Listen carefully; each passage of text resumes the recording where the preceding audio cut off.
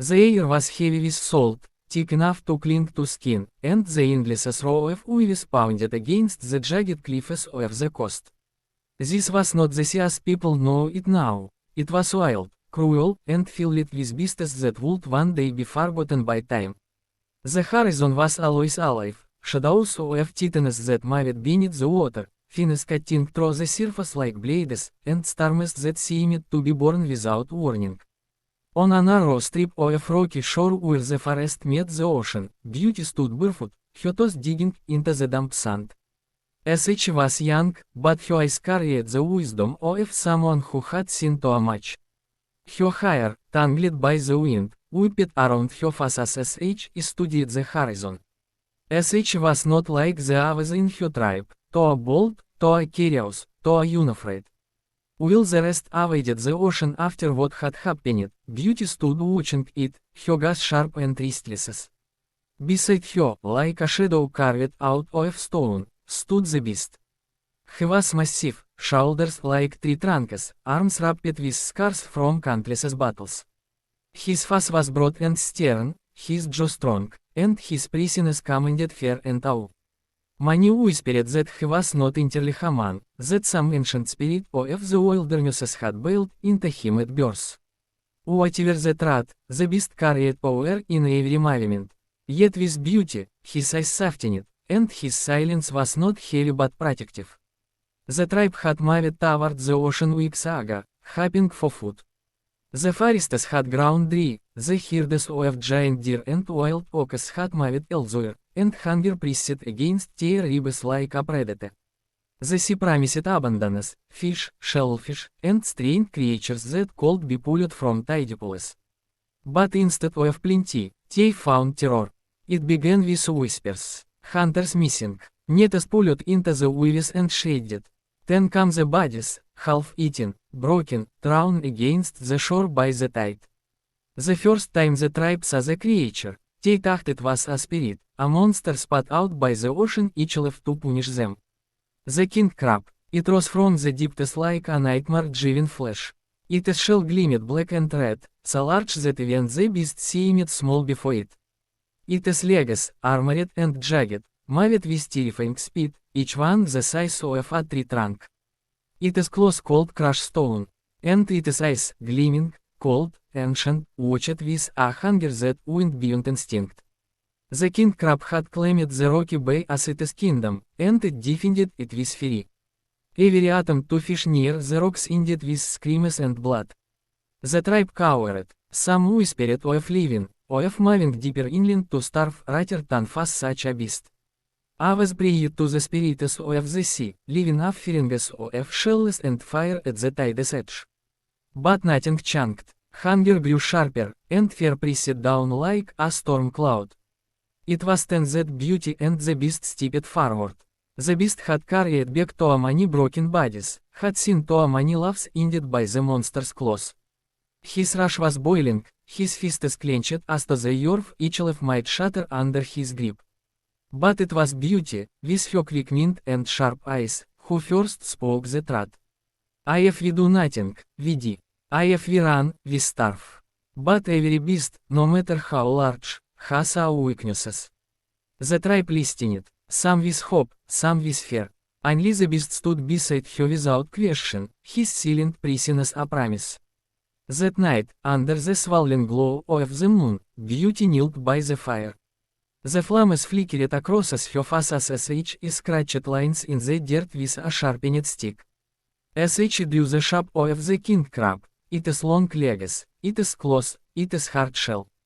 Around her, the shadows of the tribe pressed closer, their eyes wide. We cannot meet, it with strength alone, as she whispered, her voice low but fierce. Its shell is stronger than stone. No spear, no club, no fire can break it, not unless as we strike where the armor is weak. As she jabbed the stick at the sketch, here, beneath the belly, here, at the joints of its legs, and here, its eyes. Her finger tapped the circles as he had drawn. Soft, vulnerable, the tribe murmured, some shook their heads in doubt. But the beast's gaze burned with trust. He placed a massive hand on her shoulder and nodded on us. That was enough. Together, they began to plan. Beauty of traps from vines and sharpened stones into points. As each sucked the tips of spears in bitter roots known to seeking when wolves. As each studied the tide, the rocks, the way the king crab moved when it crawled ashore. Every detail mattered. The beast trained his body for the fight. To already carried the strength of 10 men. He lifted boulders until his arms trembled, smashed logs until his hands bled. His roars echoed through the forest, frightening the night birds from their perches. But when he returned to Beauty's side, he listened to her every word, for he knew her mind was sharper than any spear. The days passed in tense silence. The tribe watched them prepare, torn between dread and fragile hope.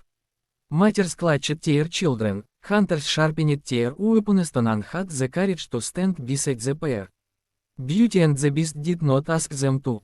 This was their burden. The night before the battle, Beauty could not sleep. As each sat by the dying fire, staring out at the dark line of the ocean. Her thoughts churned like the waves. As each was afraid, how cold SH not be, but the fear sharpened her. If SH failed, the tribe would die. If the Beast failed, SH would be alone. The Beast approached silently, as he often did, and sat beside her. The firelight caught the scars across his chest, the deep marks left by battles no one else could have survived. He said nothing for a long time, simply staring at the sea with her. Finally, he rumbled, his voice deep as distant thunder. You see the way, I bring the strength. Together, we do not fall. Beauty turned her head, studying his profile, the calm certainty in his eyes. SH nodded. In that moment, words were not needed. Their bond was stronger than fear. At dawn, they stood at the water's edge. The tribe gathered behind them, silent, hearts pounding like drums. Mist clung to the rocks, curling around their feet. The air was thick with tension, every breath heavy with salt. Then the sea began to boil. The waves rose and split, foam crashing as the king crab emerged. First its claws broke the surface, snapping like thunder. Then its monstrous body rose, water cascading off its shell, its legs crashing onto the rocks. The earth trembled under its weight. It was larger than ever, a living fortress of bone and shell, its eyes burning with cold hunger. The tribe gasped and fell back, some crying out in terror. But Beauty and the Beast stood firm. SH gripped her spear tight, her knuckles white, her breath steady. The Beast rallied his shoulders, his chest rising with a roar that split the morning air.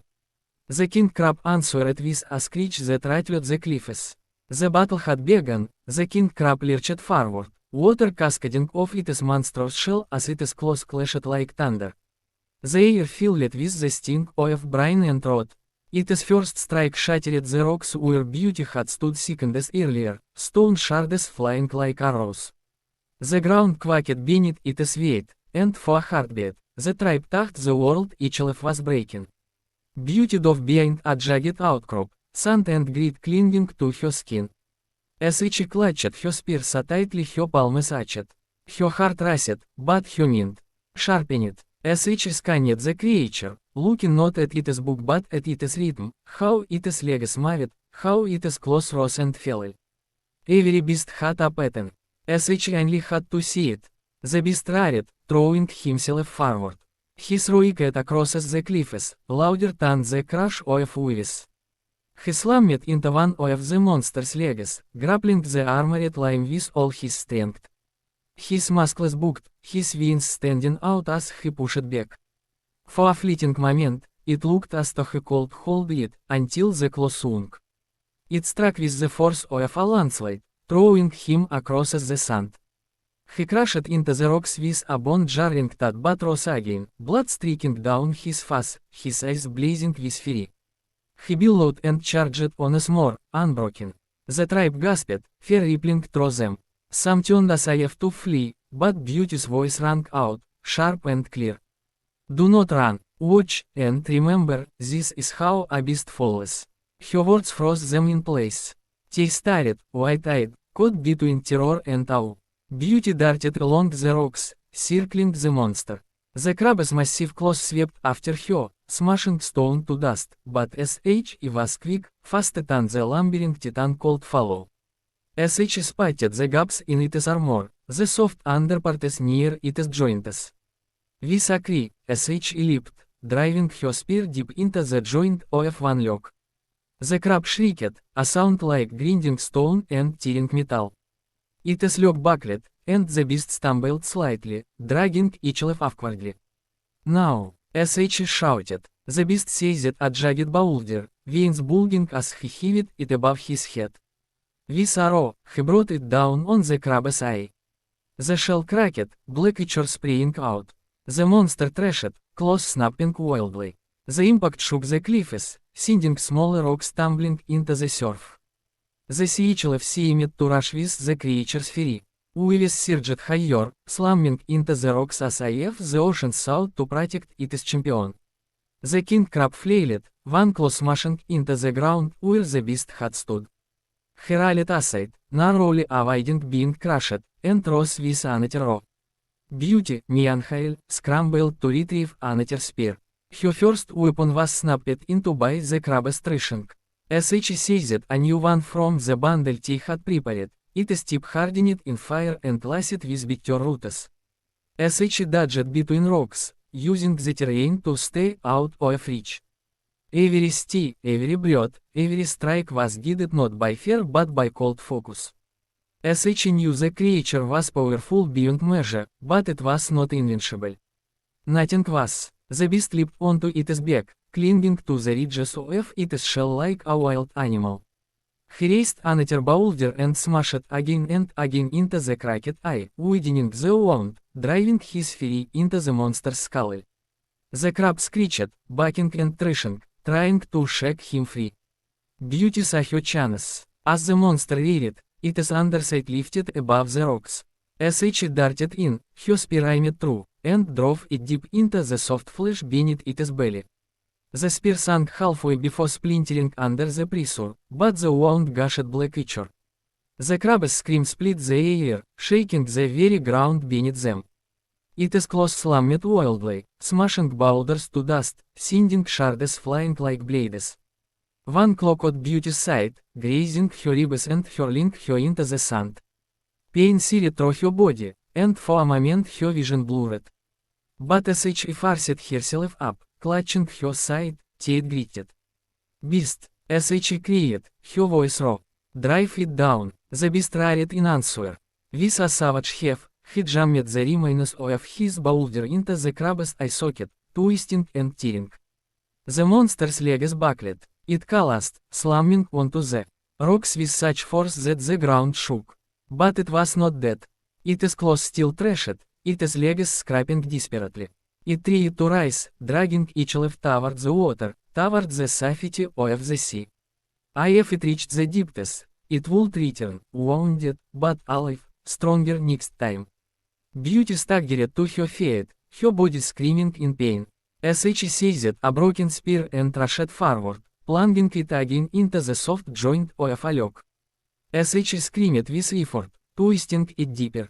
The beast leaped down beside her, his massive arms wrapping around the claw that reached for the surf.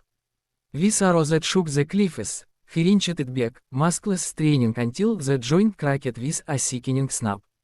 The tribe watched in stunned silence. What Tessa was no longer merely man and woman, but legends in the making. The crab gave one last desperate shriek. The beast slammed his fists again and again into its broken eye, while Beauty drove her spear into its other vulnerable joint.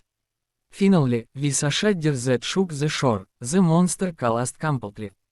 Its legs split, its claws fell limp, and the light faded from its black eyes. The king crab was dead. For a long moment, there was only silence. The waves rolled gently around the fallen titan, foam mixing with black ichor. Beauty stood panting, blood and sweat streaking her face, her hair plastered to her skin. The beast's chest heaved, his fists dripping with gore, his breath loud as thunder. Then the tribe erupted. Cries of triumph, of awe, of relief burst from their throats. They ran to the shore, falling to their knees, some weeping openly. Children clung to their mothers, staring in wonder at the fallen monster. Hunters pounded their chests and shouted praises. Beauty leaned against the beast, her strength nearly gone. He placed a massive hand on her shoulder, steadying her. For the first time in days, S.H. let herself breathe. The tribe would live. The sea, once forbidden, was theirs again.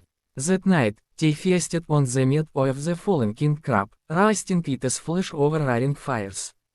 Its shell was carved into tools and armor, its claws into weapons.